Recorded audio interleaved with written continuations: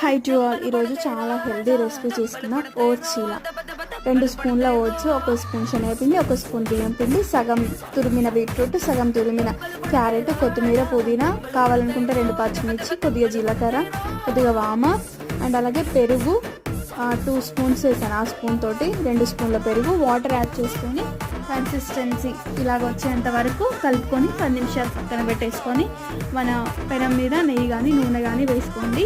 నేనైతే నెయ్యి అప్లై చేశాను వెంటకి. సో ఒక మంచిగా మూత పెట్టేసుకొని మంచిగా ఉడికించుకోవాలి. ఇది లో ఫ్లేమ్లో చేసుకోండి. హెల్దీ రెసిపీస్ అన్నీ లో ఫ్లేమ్లో చేసుకుంటేనే బాగా కాలుతాయి అన్నమాట. మన ఓట్స్ చీల అయితే రెడీ అయిపోయింది.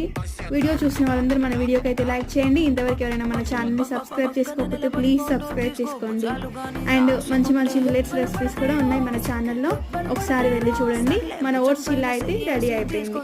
Please like, share, subscribe కొండండి.